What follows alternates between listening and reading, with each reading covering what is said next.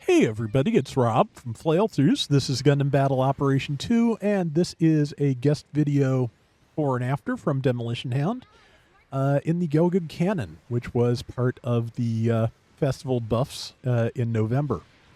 Gelgoog canon is, I've always liked it as a support. It hits really good and hard, as you can see there, but also it is, of course, as with the early supports, it trades off for that by being rather slow. Which, since that backpack it's wearing is based on the high mobility Gelgoog's backpack, to my knowledge, that doesn't make a ton of sense. But yeah, this game is weird about supports that are based in any way on high mobility things, like that weird high mobility Galbaldi beta. I like it, but it ain't high mobility, especially compared to standard Galbaldi. I don't know, that will probably end up in a future festival, I'm thinking, but.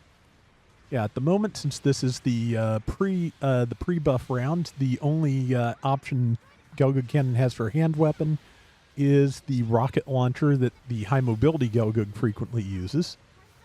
And yeah, like I said, does solid damage. Also has grenades to a grenade launcher in the other arm, which is not bad. And it's just a fairly solid machine all around. Demos joined in this round by Spidey Wing, Maelstrom, and Nurse Gundam.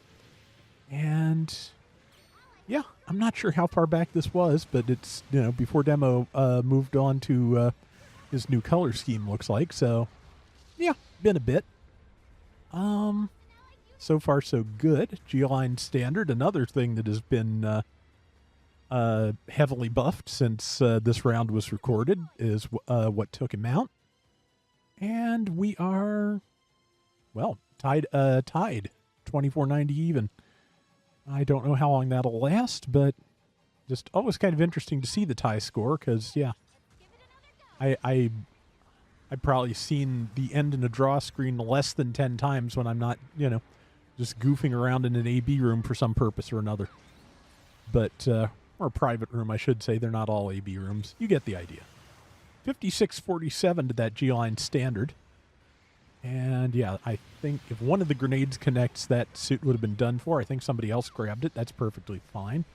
A little bit of, I think it was Maelstrom. Yeah, a little bit of support for your support. Never heard a thing. And speaking of which, I was talking to Maelstrom about the effect I was talking about in yesterday's video. I don't know if he mentioned it in the comments or not, but yeah, that thing with the icon on certain mobile suits, having a pilot icon on top of it, that is a side effect of the gun tank series of suits having the pilot model visible in the cockpit, at the top of the machine. So yeah, that's why the radar acts like that, because technically, even though it does not have its own hitbox while it's in the machine, the pilot is right there. So yeah, that's why that icon is just weird. But I knew it was something to do with tank suits. I thought it might have been that their turrets were just like given a separate animation, but no, it is specific to things that have obvious pilots on top, like the gun tank series apparently. So that's fine. That's a side effect of how the game is programmed, I think, but also just kind of interesting to see. It does, I imagine, if enough people know about it, which now that I am broadcasting it, might make tank types a little bit too easy to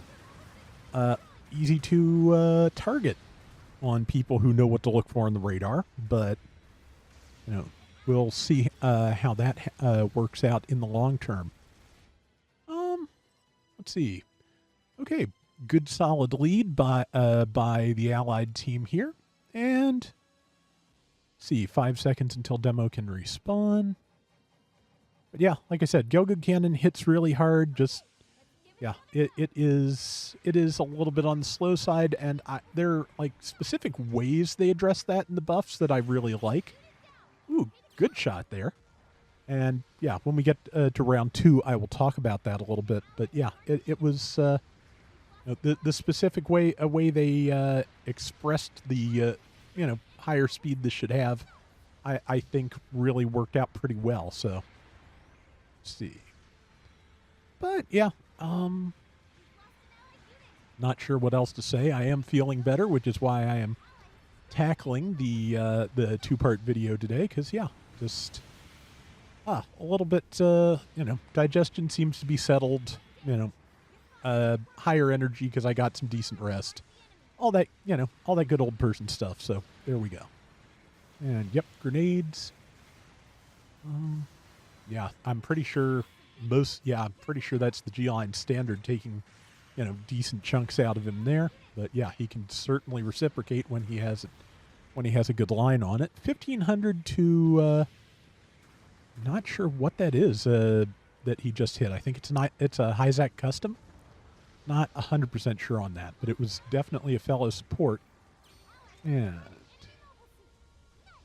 good lead there, 54.75, pretty much directly to the legs, I want to say.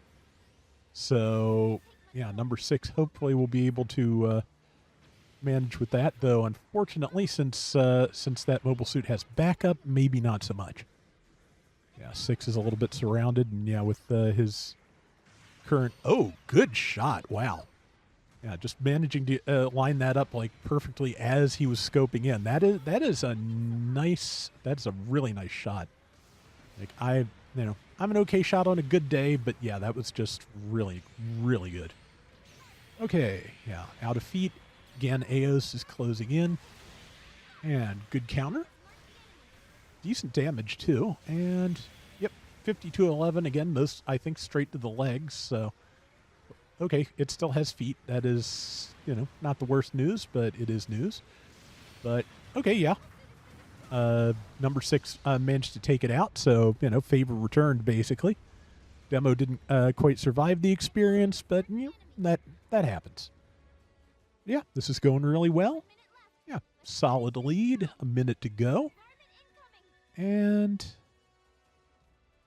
it's fun. It's just kind of funny that, it's another one of those, GBO 1 veterans things. Just, it's weird to me that they reduced the respawn time on everything because, oh wow, yeah, good damage. Compared to GBO 1, where, as we mentioned, it took 60 seconds for the highest cost suits to respawn. Like, it took longer than your pilot's respawn time for the GPO 1 and 2 to respawn. It was really kind of difficult to deal with. So, yeah, just the fact that they felt it still needed shortened, I don't dispute it, but it's just like, it was a surprise for sure. But, yeah, good, round is about to wind up. And, yeah, Demo might get 1 or 2 more shots off in time. Not quite ready up on the rocket launcher, a little bit too slow. But yeah, that was a good one, and it looks like it went well. And Nero Trainer looks really good in those colors. And Demo got 114,000 damage, top assist, top diversion, and yeah. Yeah, solid round, especially with 2 supports on Arctic. 5 and 3, 30 to 320. Very nice. And now let's look at the post buff. Okay, and here we are. As you can see, this is recent because of Demo's colors. This is on his own. No friends present this time, unfortunately. But, yeah, the Gelgoog cannon now has its own version of the Gelgoog beam rifle, which is it's an instant stun variation, and I think probably has a little bit lower attack power to start with, because, yeah, the Gelgoog rifle with the amount of ranged mod you can get on the cannon would be just terrifying. 3113 from this version, so yeah, that's what we're talking here. But yeah, the ways that they increased the mobility of the Gelgoog cannon, I really like. They did up its turn speed a wee bit, and also because the cannon backpack is based on the high mobility backpack, they left its movement speed, its walk speed more or less alone, but they also increased its boost speed by, I think, like 25, 35 points. Yeah, so definitely, I think a good choice of buff methods here. Also increased the level of its leg buffers, which is probably why Demo can still walk after getting pixied like that. But took out an enemy here. And there is the Pixie, I think. No, he's got type advantage, so... And from the shoulders, I think it is a Barzam. Just just for total transparency, I am watching this in a small window in OBS because watching it off the top screen where it is going at full screen to capture the proper, size and aspect ratio really kind of hurts my neck. So I should really have the screen side by side if I'm being honest, but the room is not really set up for that. So that is, just the nature of the thing. And, I have no idea what to do with my space in the best of times. So, but let's see. So far, fairly even scores. Demo's team is down a wee little bit, not a lot. And with 6 minutes to go, that could go in any direction at any time. So, okay, support fire out. I don't think it caught anything. But, yeah, there are plenty of things to go after here. Let's see. I'm crouching for extra damage, just waiting for the right opportunity. And, well, there's a good opportunity. Yep, that is a Barzam. 4,000 directly to the ankle. And, yeah, so, there's the Pixie, of course. Yep, stealth unit. Yeah, good idea to call that out. And, points to number one that just went right for it. Good move by the Zaku machinery.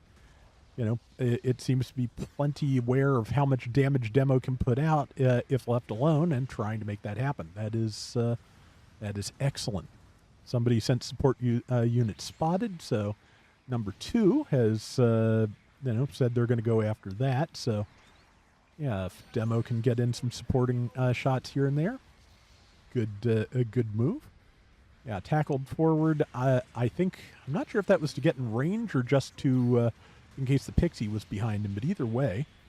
And yeah, managed to fire. I didn't think you could fire the rifle that quickly without overheating it. And there's the Pixie, which moved straight in with melee and paid for it. And good shot by Demo. Good follow-up by their Gundam, which, is that Proto Gundam? Oh, brain is bad. But yeah, regardless of what it is, yeah, glad it decided to try and go after that Pixie as soon as possible. Sometimes you can't save the support, but believe me when I tell you that the effort is always appreciated. And it occurs to me I am not getting the game audio from this because I forgot to set that up. Oh well, I have alternate methods I can mess with to make that happen, so I will figure it out. Oh yes, and they did also give the Gelgoog cannon balancers, which, yeah, very handy. And let's see, yeah, that Barzam is really kind of very vulnerable, I feel like, to Demo's cannon. I feel like that shot should have connected, but just sometimes, I don't think the cannon is specifically one of them most of the time, but sometimes some weapons are readying up just as they swing into position.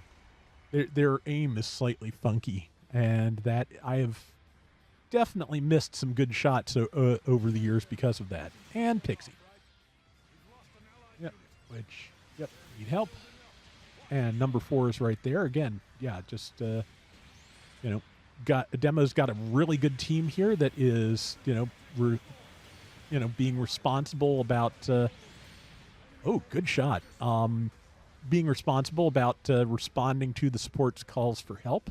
That is, again, just really great. A team that is willing to work together generally does better. I mean, it is a team shooter, despite despite the urge to go off and one-on-one things. It, just does not always work out that way. Matter of fact, it frequently doesn't. So yeah, just work with your teams as best you can, and try to. I know it sounds dumb. Try to get along with them. Just like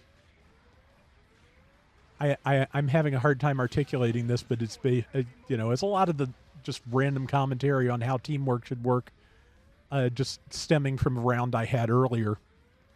Because yeah, it was a decent round, but just yeah, sometimes I feel like people have an urge to try and direct the entire team, and it's hard to make that work.